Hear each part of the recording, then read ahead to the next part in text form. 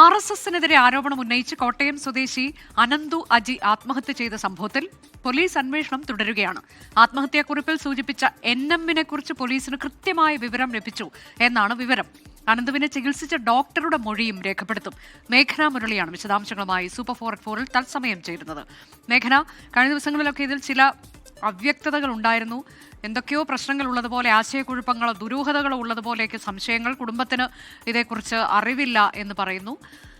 പക്ഷെ ഇന്ന് എനിക്ക് തോന്നുന്നു കുറച്ചുകൂടി വ്യക്തമായ തരത്തിൽ ദൃശ്യങ്ങൾ ലഭിച്ചിട്ടുണ്ട്, വീഡിയോ ദൃശ്യങ്ങൾ ലഭിച്ചിട്ടുണ്ട്. അതിൽ NM എന്ന് പറയുന്നത് ആരാണ് എന്നതിനെക്കുറിച്ച് പോലീസിന് സൂചന ലഭിച്ചിട്ടുണ്ട്. അപ്പോൾ ഇദ്ദേഹം പറയുന്ന കാര്യങ്ങൾ അതുള്ളതാണ് അല്ലെങ്കിൽ അത് വസ്തുതയാണ് എന്നതിലേക്ക് പോലീസ് എത്തിയോ മേഘന?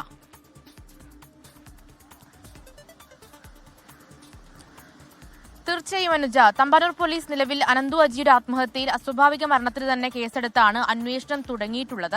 ഇതിൽ ഇപ്പോൾ കോട്ടയത്ത് അടക്കം എത്തി കുടുംബാംഗങ്ങളുടെ മൊഴിയും കഴിഞ്ഞ ദിവസം രേഖപ്പെടുത്തിയതാണ്. അതിൽ ഇപ്പോഴും കുടുംബം ഒരു പരാതിയായി മുന്നോട്ട് വന്നിട്ടില്ല എന്നുള്ളതാണ് പ്രധാനപ്പെട്ട പ്രതിസന്ധി. പക്ഷേ ഇപ്പോൾ ഈ അനന്തുവിന്റെ സുഹൃത്തുക്കൾ, അതുപോലെ തന്നെ കൂടെ ജോലി ചെയ്യുന്ന ആളുകൾ, കൂടാതെ ചികിത്സിച്ച ഡോക്ടർ എന്നിവയെ കേന്ദ്രീകരിച്ചാണ് മൊഴിയെടുപ്പും അന്വേഷണവും പുരോഗമിക്കുന്നത്.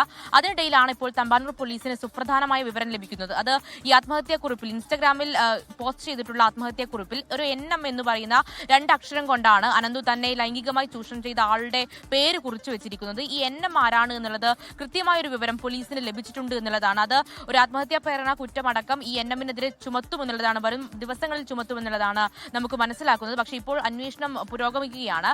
അതിൽ ഈ അനന്തു തന്നെ ആത്മഹത്യാക്കുറിപ്പിൽ പറയുന്ന മറ്റൊരു കാര്യം എന്ന് പറയുന്നത്, ഇതിന് പുറകെ, അതായത് ഈ ആത്മഹത്യാക്കുറിപ്പ് തന്നെ താൻ മരിച്ച ശേഷം കാണാനായി ഒരു ടൈം ലൈൻ സെറ്റ് ചെയ്താണ് ഇൻസ്റ്റഗ്രാമിൽ പോസ്റ്റ് ചെയ്തിരിക്കുന്നത്. അതിന് പിന്നോടിയായി ഒരു വീഡിയോ ദൃശ്യങ്ങളും വരുമെന്ന് അനന്തു പറഞ്ഞു വെച്ചിട്ടുണ്ടായിരുന്നു.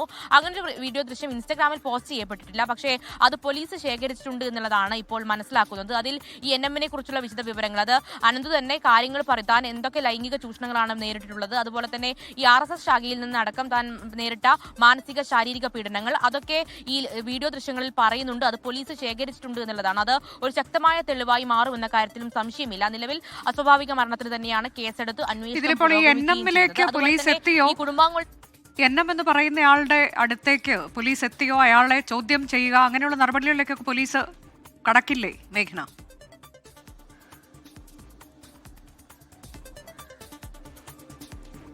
തീർച്ചയായും അത് ഈ കോട്ടയം സ്വദേശിയായിട്ടുള്ള ഒരു വ്യക്തി തന്നെയാണ്. അത് മുന്നേ ഈ അനന്തുവിന്റെ സുഹൃത്തായിരുന്ന ഒരു വ്യക്തി തന്നെയാണ് ഈ NM എന്നുള്ളതാണ് ഇപ്പോൾ നമുക്ക് മനസ്സിലാക്കാൻ കഴിയുന്നത്. അതിൽ ഈ ഒരു അനന്തുവിന്റെ സുഹൃത്തുക്കളടക്കം ഈ NMന്റെ ഒരു ഫുൾ ഫോം എന്താണ് എന്നുള്ള, അല്ലെങ്കിൽ അത് ആരാണ് എന്നുള്ള കാര്യങ്ങളടക്കം വെളിപ്പെടുത്തുന്നുണ്ട്. പക്ഷേ അത് നമുക്കിപ്പോൾ ഈ പോലീസിന്റെ ഒരു രഹസ്യ സ്വഭാവം, അതുപോലെ തന്നെ ഇതിൽ ആത്മഹത്യാ പ്രേരണ കുറ്റമടക്കം ഈ യുവാവിനെതിരെ ചുമത്തിയിട്ടില്ല എന്നുള്ള കാരണം കൊണ്ടാണ് പുറത്തുവിടാനുള്ള ഒരു പരിമിതി എന്ന് പറയുന്നത്. പക്ഷേ ഇപ്പോൾ പോലീസ് പറയുന്നത് ഈ NMലേക്ക് കൃത്യമായി എത്തിക്കഴിഞ്ഞു. അത് ഈ അനന്തു ആത്മഹത്യാക്കുറിപ്പിൽ പറഞ്ഞിരിക്കുന്ന കാര്യങ്ങൾ, അത് താൻ കുട്ടിക്കാലത്ത് തൊട്ട് ഇങ്ങനൊരു സംഭവം അനുഭവിച്ചിട്ടുണ്ട്, ഒരു ലൈംഗിക ചൂഷണം അനുഭവിച്ചിട്ടുണ്ട് എന്ന് പറയുന്ന കാര്യങ്ങൾ അത് വാസ്തവമാണ്, അല്ലെങ്കിൽ അങ്ങനെയാണ് ഈ സുഹൃത്തുക്കളടക്കം പറയുന്നത്. അതിന് കൃത്യമായ തെളിവുകൾ പോലീസിന്റെ കയ്യിൽ ഉണ്ട് എന്നുള്ളതാണ് ഇപ്പോൾ പോലീസ് പറയുന്നത്. അതുമായി ബന്ധപ്പെട്ട് വരും ദിവസങ്ങളിൽ ഇപ്പോഴും ഈ NMനെ കസ്റ്റഡിയിലെടുക്കുകയോ അല്ലെങ്കിൽ ചോദ്യം ചെയ്യലോ നടന്നിട്ടില്ല എന്നുള്ളതാണ് മനസ്സിലാക്കുന്നത്. മറിച്ച് ഈ തമ്പാനൂർ പോലീസ് വിവരശേഖരണം മാത്രമാണ് നടത്തിയിട്ടുള്ളത്. ഇനി വരും ദിവസങ്ങളിൽ അതുമായി ബന്ധപ്പെട്ട നടപടി, കൂടാതെ ഈ അന്വേഷണ റിപ്പോർട്ട്, അതിൽ ഈ വീഡിയോ ദൃശ്യങ്ങളടക്കമുള്ള കാര്യങ്ങൾ, കൂടാതെ ഈ അനന്തു പറഞ്ഞിരിക്കുന്ന കാര്യങ്ങൾ, അതൊക്കെ ചേർത്തിട്ടുള്ള ഒരു അന്വേഷണ റിപ്പോർട്ട് ഉടൻ ഇപ്പോൾ കഴിഞ്ഞ ദിവസം കുടുംബം പറയുന്നത് വിഷാദ രോഗിയായിരുന്നു, അതിനൊക്കെ മരുന്ന് കഴിക്കുന്നുണ്ടായിരുന്നു, ഡിപ്രഷന് മരുന്ന് കഴിക്കുന്നുണ്ടായിരുന്നു എന്നതാണ്.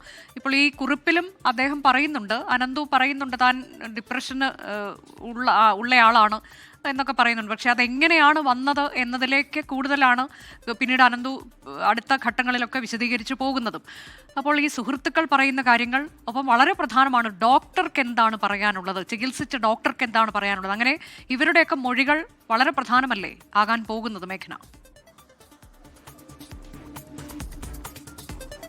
തീർച്ചയായിട്ടും അതിൽ ആത്മഹത്യാക്കുറിപ്പിൽ തന്നെ അനന്തു വ്യക്തമാക്കുന്ന ഒരു കാര്യം എന്ന് പറയുന്നത്, താൻ നേരിട്ട 3ഉം 4ഉം വയസ്സിൽ നേരിട്ട ലൈംഗിക ചൂഷണം, അതുമായി ബന്ധപ്പെട്ട് തനിക്ക് OCD ഉണ്ട്, അതുപോലെ തന്നെ ആൻസൈറ്റി, ട്രോമ തുടങ്ങിയ പ്രശ്നങ്ങളൊക്കെ ഉണ്ട്, ആരോഗ്യ പ്രശ്നങ്ങൾ നേരിടുന്നുണ്ട് എന്നുള്ളതാണ്. അതിൽ ഈ കുടുംബവും അത് ശരിവെക്കുന്നുണ്ട്. കാരണം കുടുംബം പറയുന്നത് തനിക്ക് മകന് വിഷാദ രോഗമുള്ളതായി അറിയാമെന്നുള്ളതാണ്. അതിൽ എറണാകുളത്തെ ഒരു ഡോക്ടറുടെ അടുക്കലായിരുന്നു ഈ അനന്തു ചികിത്സ തേടി പോയിട്ടുണ്ടായിരുന്നത്. അതുമായി ബന്ധപ്പെട്ട് ഈ എറണാകുളത്തെ ഡോക്ടറെ ചോദ്യം ചെയ്യാനും അന്വേഷണ സംഘം ഒരു തീരുമാനമെടുത്തിട്ടുണ്ട്.